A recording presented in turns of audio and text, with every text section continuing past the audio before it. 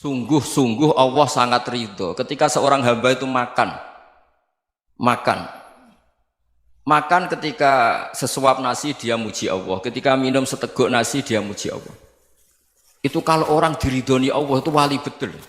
Itu untuk jadi wali itu gampang, kamu makan ridho, kamu nginjak buminya Allah ridho seneng, kamu hidup keseharian aman seneng. Nah ini supaya sampean kita semua ngaji betapa panduan Rasulullah untuk menggapai ridho Allah itu banyak yang keseharian sekali. Saking kesehariannya banyak dalam hadis dan itu sahih. Nabi menyebut hal-hal yang keseharian. Hatta ma tas'alu fi fimra'atika, kamu punya uang kemudian istri kamu bisa makan itu ibadah. Bahkan sebagian ibadah itu dicontohkan Nabi yang akhirnya diprotes sahabat. Yaitu wa fi buti ahadikum sedekah, kamu menggauli istri kamu itu ya sedekah. Sampai sahabat bilang yang benar ya Rasulullah. Ayati ahaduna syahwatahu wa huwa lahu ajrun. Masa urusan biologis, urusan syahwat kemudian dia dapat pahala. Nabi menjawab, alaysa lawadu'aha fi haramin akana alaihi wisrun. Bagaimana kalau dia meletakkan ke yang tidak benar itu kan dosa. Nah, hal-hal seperti ini yang saya ingin teman-teman semua saya juga agak ingin ngaji demi Anda juga agak ingin. Itu dosa sekali ngaji kok pesanan kelompok tertentu itu enggak boleh. Islam itu untuk semua. Jadi ya cuma karena di depan saya jenengan ya seakan-akan jenengan korbannya. Itu ada ilmunya dalam usul fikih itu. Jadi orang itu harus ngaji usul fikih. Nama yang disebut, mungkin Mas Sufyan masih ingat zaman ngaji usul fikih. Nama yang disebut itu tidak jaminan sebagai prioritas perintah. Jadi misalnya gini, kebetulan yang di depan Nabi itu Abu Dzar. Nabi ya bilang, ya Aba Dzarin ini uhibbuka misalnya, atau ya Mu'ad ini muhibbuka, atau ya Aba Hurairah ini uhibbuka misalnya. Banyaklah riwayat yang Nabi nyebut ya Aba Dzarin, ya Mu'ad, ya Aba Hurairah. Kemudian misalnya Nabi meneruskan khitab, ini uhibbuka, saya mencintai kamu, fakul dubur sholatin, atau sebagian riwayat disebut fala tada'an la dubura kulli sholatin, Allahumma inni ala dzikrika wa syukrika wa husni ibadatik. Saya mencintai kamu, siapa saja. Mu'ad bisa, Abu Dzar bisa siapa? Saya mencintai kamu, mohon kalau habis sholat kamu jangan lupa wiridan Allahumma a'inni ala dzikrika wa syukrika wa husni ibadatik. Ya Allah, tolong kami permudah supaya mudah ingat engkau. Anda tidak bisa mentang-mentang, wong nama saya Parmin, nama saya Purnomo, itu yang diperintahkan Mu'ad misalnya. Jadi yang disebut satu, tapi khitab itu untuk siapa saja. Saya teruskan. Jadi saya mohon semua kita melakukan kebaikan itu kalau dalam kaidah fikih disebut al yakin la yuzalu bisyak. Banyak kebaikan yang kebenarannya itu 100%. Tidak punya efek samping ke pihak lain, ke kelompok lain, ke komunitas lain.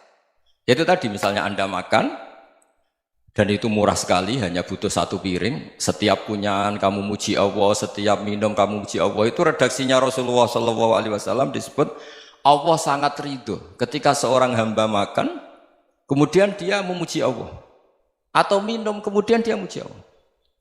Logikanya gampang. Negara seperti ini yang kamu harapkan bentuknya kayak apa, mertua, ipar, komunitas, tetangga, itu nyata terjadi itu kan belum pasti.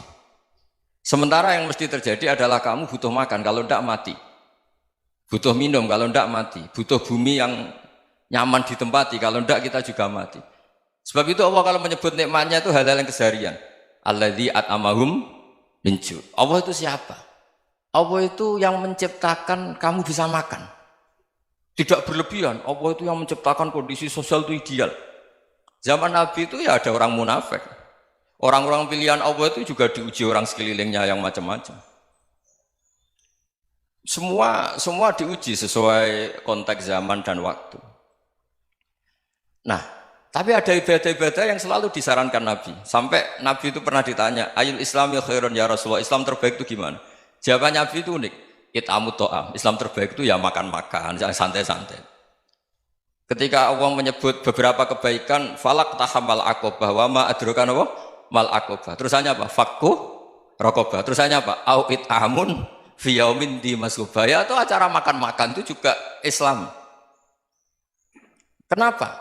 Ya bayangkan kalau tidak ada makanan kita mati kan?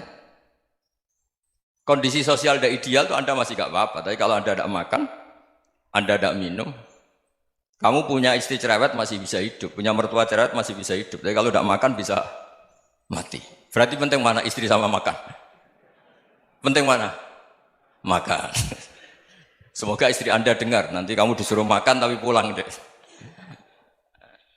Itu kalau dibahasakan makan masih memahami. Penting mana nasi satu piring dengan istri. Nggak ada nasi mati, nggak ada istri belum mati. Penting mana? Gak berani jawab kan? Nah, ternyata Anda ada garang kan di depan istri. Jadi saya mohonlah, mungkin Mas Sufyan Sauri tadi yang bisa bantulah. Teman-teman tuh ngaji yang keseharian saja. Karena kita nyari ridha Allah itu berdasar firman Allah. Dan firman Allah itu menyebut keseharian tuh riang, gampang.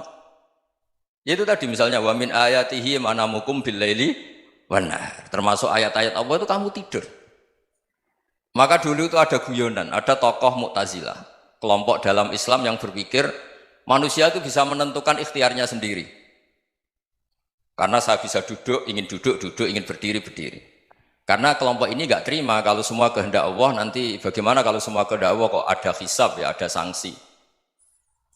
Lucunya itu dia akhirnya, ini cerita ya, mencintai seorang perempuan, cantik sekali. Dan itu dia menjadi ahli sunnah itu oleh hal-hal yang sepele. Karena istrinya cantik, ya namanya suami istri hubungan intim. Terus ditanya, Mas, masih ingin lagi? Masih.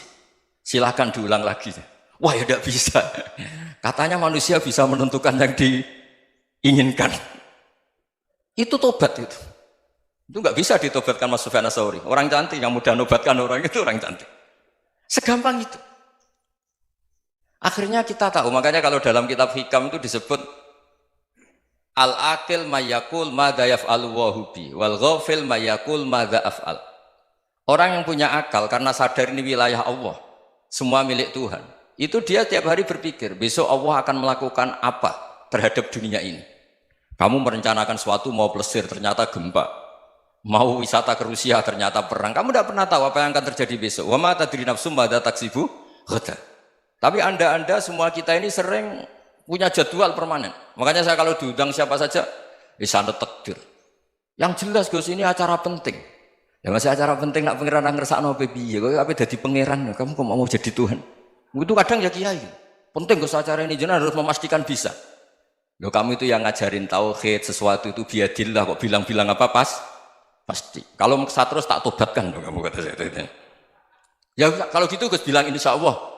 Wah itu hati saya, fisik saya, roh saya sudah bilang insya Allah.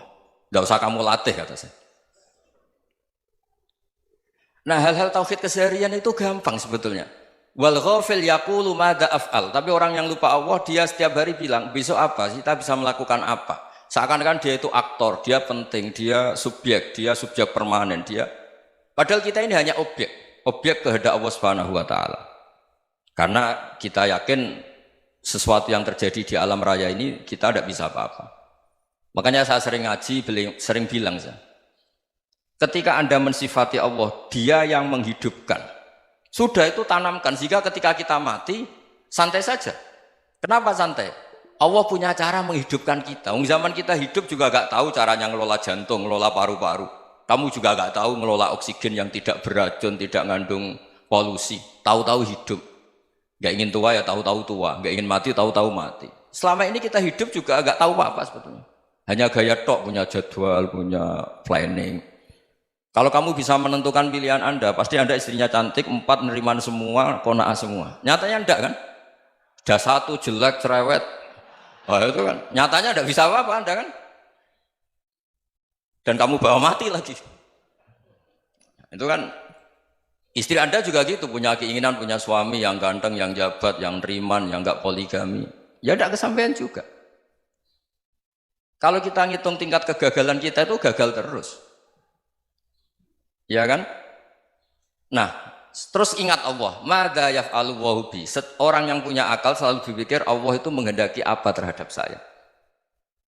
Lalu sama-sama orang melihat orang yang serius, itu kata Anda itu pemikir berat, serius, senang punya tokoh yang merengut tuh, karena kamu anggap serius. Tapi sebagian orang menganggap orang yang serius itu wong merengut, wong masam, wong muka kok ditekuk. Jadi sama Itu hati, ya muqallibal qulub tsabbit qalbi ala dini. Karena kita nggak tahu cara berpikir kita tentang orang lain, tentang sekeliling kita.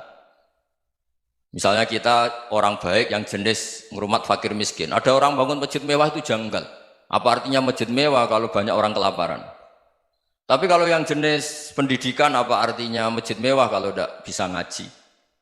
Nanti yang jenis infrastruktur apa artinya ini kalau semuanya punya sudut pandang yang berbeda-beda. Dan Islam mengapresiasi semua kebaikan. Tapi katakan semua kebaikan itu adalah kehendak Allah Subhanahu wa taala. Karena apapun baik Anda itu pakai fasilitas yang diberikan oleh Allah Subhanahu wa taala. Sehingga ini yang disebut qulillah tsumadarhum fi khawdihim yal'abun. Ya kembali tadi ke tema-tema bahwa keseharian Anda ini sudah Islami. Saat Anda tidak bisa melakukan apa saja. Saya sering ada jenazah, biasanya kalau tetangga meninggal saya sering disuruh ngelepas.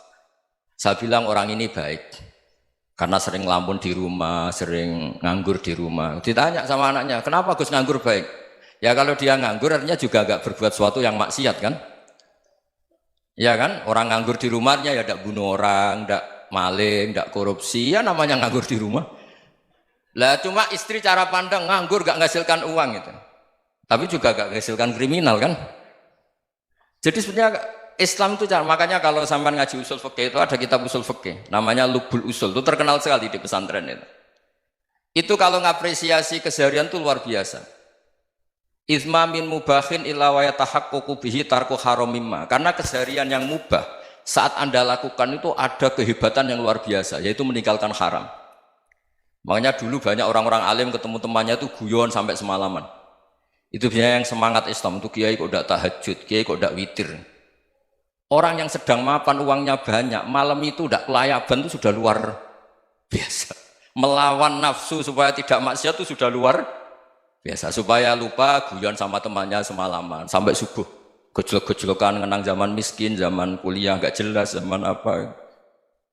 Melihatnya jangan tarkut tahajud. Seperti ini meninggalkan tahajud, tapi meninggalkannya ini talkul muharramat. Jadi kayak apa hebatnya? Sehingga Imam Ghazali punya riwayat yang agak unik. Hatta takuna ibadatu akhiri hadil ummah iku an-naum. Sehingga suatu saat ibadah terbaik umat ini itu tidur. Itu kan riwayat kontroversi. Ketika Imam Ghazali tanya, kenapa iya? Kenapa kamu mulai keluar dari rumah itu sudah banyak maksiat? Melihat perempuan yang enggak mahram, melihat fenomena. Tapi kalau kamu tidur itu enggak melihat apa-apa. Tapi juga kamu jangan menganggap tidur itu ibadah betul. Saatnya melakukan fardhu ain malah masih tidur. Tapi itu sudut pandang yang menjadikan kita Islam itu gampang. Jadi saat Anda tidak bisa aktivitas apa-apa, misalnya ada beberapa orang yang lumpuh. Lumpuh itu memang nggak bisa Jumatan, nggak bisa ibadah, tapi dia juga nggak bisa maksiat. Tidur itu memang Anda saat itu tidak bisa tahajud, tidak bisa witir, tapi saat itu ada zina, ada maling, tidak gosipkan orang, tidak bully orang, tidak menanamkan kebencian, tidak hasud. Sehingga tidur menurut Allah Ta'ala wa min ayatihi manamukum billaili apa? Wan-nahar. Karena di tidur itu selain ada unsur istirahat, jaga kestamina, juga ada unsur meninggalkan beberapa keburukan. Nah saya mohon ibadah yang keseharian ini kita jaga. Supaya kita semua baca ayat itu fasih. Fasih itu tertanam di hati. Allah itu siapa? Alladzi at'amahum min ju'i wa amanahum min khauf. Dan Allah kalau cerita di Quran itu anna subabnal ma'a subba thumma syaqaqnal ardon wa syaqqa fa'ambatna fiha habba wa inaba wa qadba wa zaituna wa nakhla wa hadaika hulba. Kamu tahu saya ini siapa, kata Allah. Saya ini adalah Tuhan yang menurunkan air, kemudian ada tanaman banyak. Habba wa inaba wa qadba, ada zaitun, ada tin, kalau orang Jawa mungkin ada tela, ada padi, ada mangga, ada pisang. Sudah. Wa inaba wa zaituna wa nakhla wa hadaika hulba. Ada perkebunan yang lebat. Tujuannya apa? Mata Allahkum, silahkan kamu pakai, kamu nikmati. Tapi karena kadang kita ini punya ide-ide besar. Tadi untuk syukur saja nunggu punya istri riman, rumah baik, tetangga baik, komunitas baik, semuanya baik baru syukur. Lama-lama nanti ada di surga, syukurnya nunggu surga paling kelas A. Itu sudah ada yang menghuni Rasulullah, kamu nggak boleh di situ.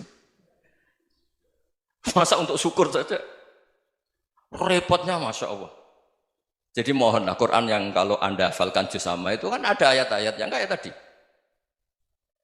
Ya, fal yang dzuril insanu ila ta'ami. Coba lihat. Apa yang kamu makan ya? Dari mana? Dan untuk mempertahankan hidup kamu keseharian. Jadi jangan kira ibadah itu harus membentuk komunitas yang versi Anda. Ibadah itu harus hal yang mulu-mulu. Kesehariannya Anda alami. Loh, ini saya tidak bikin-bikin. Saya ngaji bukan karena berdasar pesanan. Itu ayat yang saya bacakan betul ada ayatnya kan. Fal yang dzuril insanu ila tu'ami anna sobabnal ma'a sobba thumma syaqaqnal ardo syaqqa fa ambasna fiha habba wa inaba wa qadba wa zaituna wa nakhla wa hada'iqa ghulba. Terusannya apa? Mata'al lakum, silakan kamu nikmati. Mata itu silakan kamu nikmati. Ya kayak sampean dikasih hidangan ya makan. Ya sudah makan, habis makan ya minum, habis itu ngantuk ya tidur. Ya sudah normal-normal saja. Kayak apa indahnya Islam? Tapi Anda mencari Islam yang gimana lagi? Nah itu yang diajarkan guru-guru kita, diajarkan sanad kita sampai Wali Songo, sampai Rasulullah SAW. Bahwa pada akhirnya ada jihad, ada perang. Itu dulu memang perang, bukan membunuh, beda. Dulu kita dijajah Belanda ya perang, dan itu normal karena kita dijajah. Jadi ketika orang lain ingin baik sama kita, wa in ahadum minal musyrikin astajaruka ya fa'jirhu hatta yasma'a kalam Allah. Kalau mereka ingin baik ya kita baik. Makanya ada istilah musta'man, mu'ahad. Kalau mereka ingin damai, berdampingan dengan kemajmukan ya itu yang lebih baik. Karena memang Islam menghormati proses perdamaian. Wa in janahu lis-salmi ya fajnah lah. Kalau ingin damai ya kita harus